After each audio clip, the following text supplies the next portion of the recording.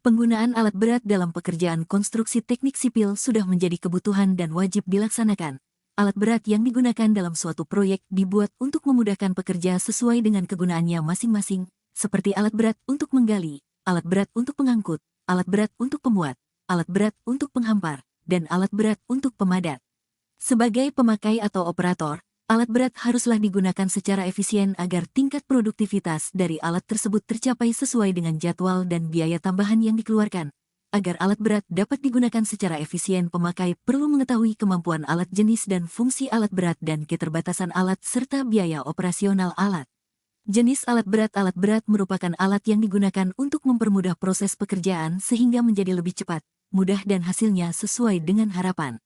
Penggunaan alat berat tersebut harus benar-benar tepat dan menyesuaikan dengan kondisi dan situasi di lapangan. Oleh sebab itu, kita wajib tahu sebelum menyewa atau menggunakannya. Berikut ini jenis-jenis dan fungsi alat berat yang telah difabrikasi oleh perusahaan manufaktur. 1. Hydraulic excavator. Alat berat ini yang paling banyak digunakan dan paling umum diketahui masyarakat. Hydraulic excavator sering disebut juga pull shovel atau backhoe. Penggunaan ekskavator haruslah menyesuaikan dengan lapangannya. Umumnya ekskavator menggunakan tenaga diesel engine dan full hydraulic system yang terbagi menjadi berbagai jenis sesuai dengan penggali yang ada di bagian depan. Pengoperasian ekskavator yang paling efisien adalah menggunakan metode heel and toe atau ujung dan pangkal. Mulai dari atas sampai ke bagian bawah, bagian atas ekskavator dapat berputar atau revolving unit 360 derajat.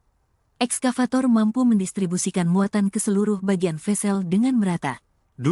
Loader. Loader adalah salah satu jenis alat berat yang mirip dengan dozer shovel tetapi dengan roda karet atau ban sehingga memiliki kemampuan dan kegunaannya sedikit berbeda.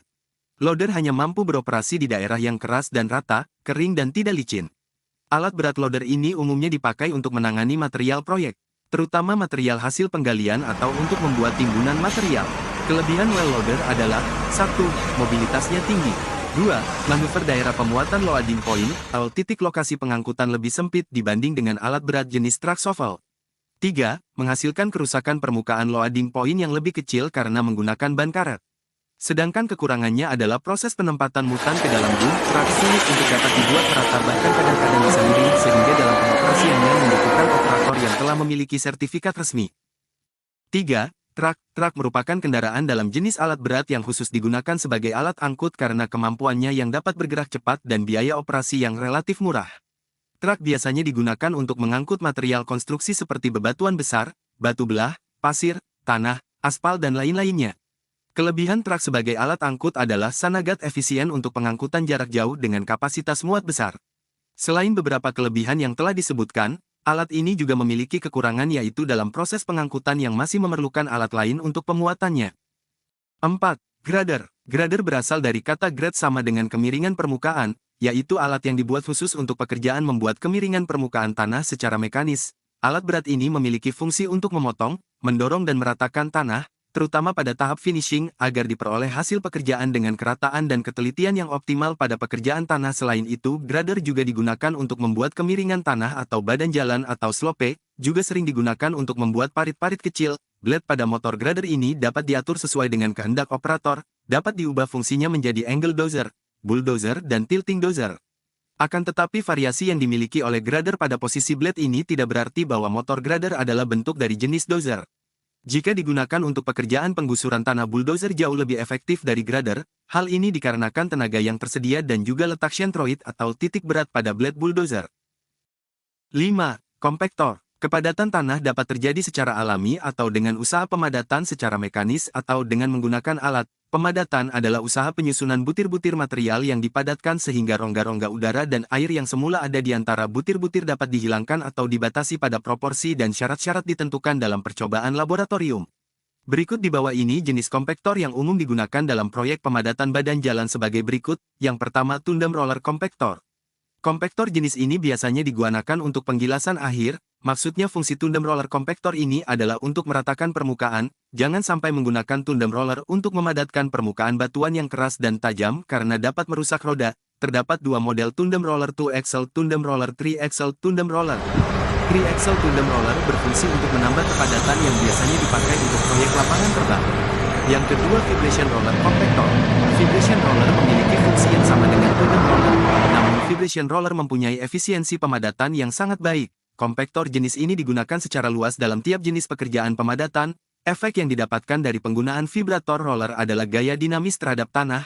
Butir-butir tanah yang terkena gilasan akan mengisi bagian-bagian kosong yang terdapat di antara butir-butirnya, sehingga akibat tekanan tersebut tanah menjadi padat dengan susunan yang lebih kompak. Yang ketiga, pneumatic turret roller compactor. Pneumatic turret roller memadatkan tanah dengan menggunakan dua metode gabungan, yaitu kneading action dan static weight. Tekanan kompaktor model ini dapat disesuaikan dengan cara mengatur berat alat, menambah atau mengurangi tekanan ban, mengatur lebar ban dan mengatur tekanan ban. Yang terakhir, asphalt finisher. Asphalt finisher atau asphalt paver merupakan alat berat dengan roda ban ataupun crawler yang dilengkapi dengan suatu sistem yang mampu menghamparkan campuran aspal di atas permukaan pondasi jalan. Aspal paver dengan roda ban sebaiknya digunakan pada pengaspalan jalan di mana alat tersebut sering dipindahkan. Sedangkan penggunaan asfalt paver dengan roda crawler akan berfungsi dengan baik dan lebih pas jika kondisi jalan yang akan dibangun menanjak atau menurun. Hal tersebut dikarenakan paver beroda crawler lebih stabil dibandingkan asfalt paver dengan roda ban. Pada bagian depannya terdapat hopper yang berfungsi untuk menerima campuran asfalt dan rear dump truck atau dari bottom dump truck. Asphalt finisher akan bekerja dengan menghamparkan campuran asfalt di atas permukaan pondasi jalan dengan menggunakan conveyor dan auger. Dengan adanya conveyor, maka campuran asfalt bisa terdistribusi secara merata dan terhindar dari segregasi. 6. Kren. Kren merupakan alat berat untuk pekerjaan proyek konstruksi yang keberadaannya dapat dilihat dari jarak yang jauh sekalipun. Kren memiliki tinggi dan ukuran yang besar mengingat fungsinya untuk mengangkat material yang dipindahkan. Kelebihan kren adalah dapat dioperasikan secara vertikal maupun horizontal dalam jarak tertentu.